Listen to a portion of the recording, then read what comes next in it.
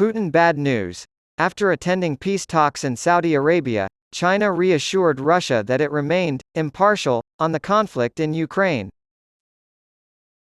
A day after a Chinese delegation participated in international talks on ending the conflict that included Kyiv but not Moscow, China's top diplomat Wang Yi told his Russian counterpart that Beijing remains impartial on the war in Ukraine. Wang called Russian Foreign Minister Sergei Lavrov on Monday and emphasized that the two countries are trustworthy and reliable good friends and partners.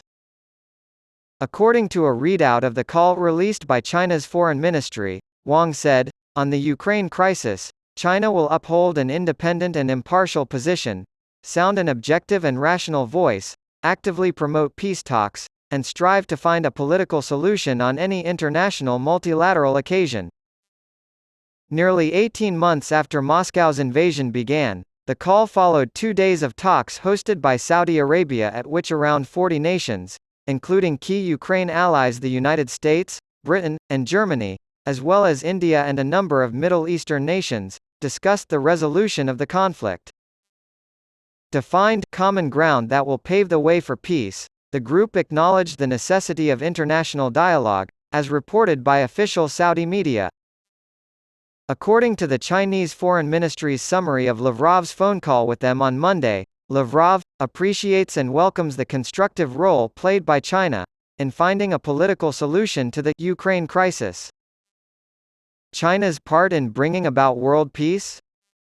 Foreign Minister Dmytro Kuleba of Ukraine hailed China's attendance at the Jeddah talks as a super breakthrough and a historic victory.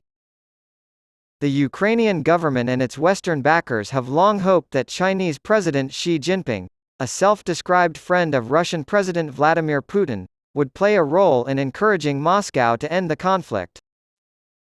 They both see an American-led world order as hostile to their goals, and they both see Putin and Xi as crucial partners in reshaping that order. China has not condemned Putin's invasion of Ukraine, but has instead deepened its diplomatic, economic, and security ties with Russia. Despite recent efforts to position itself as a potential peace broker on the conflict, it did not send a delegation to previous international talks in Denmark in June. Despite economic woes and ongoing friction with Washington, China has been actively working to rekindle its relationship with key economic partners in Europe, hence its participation in the Jeddah talks. Beijing's support for Russia has severely damaged the city's reputation in Europe. They were led by Li Wei, China's special envoy for Eurasian affairs, who had extensive contact and communication with all parties on the political settlement of the Ukraine crisis. China's foreign ministry told Reuters on Monday that it listened to all sides' opinions and proposals and further consolidated international consensus. CNN has requested comment from the government. However, it does not appear that China's position on the conflict has changed as a result of its participation in the talks. Reuters reports that after the talks, the ministry said that Beijing would continue to strengthen dialogue based on its 12-point position on a political settlement to the crisis. Earlier this year, Beijing put forth a proposal to end the conflict through talks. It calls for a ceasefire but does not demand the withdrawal of Russian troops, which critics say would help Moscow consolidate its illegal wartime gains, marking a significant departure from Ukraine's own vision for peace. Both Ukraine and Russia have publicly stated their commitment to direct negotiations despite the fact that these prerequisites are unacceptable to the other side. Collaborate intently and methodically. According to the Chinese Foreign Ministry's readout, Lavrov said Russia highly endorses China's proposal during Monday's call between Wang and Lavrov. Their alignment in the international arena was also highlighted, with Wang calling for both sides to work closely and strategically to promote a multipolar world and the democratization of international relations, to express their shared vision for a world order in which Western nations hold less sway.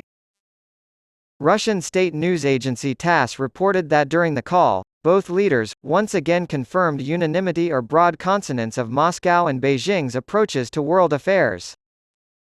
They rejected the Western bloc's confrontational policy toward Russia and China, its attempts to contain their development through sanctions and other illegitimate methods, TASS reported.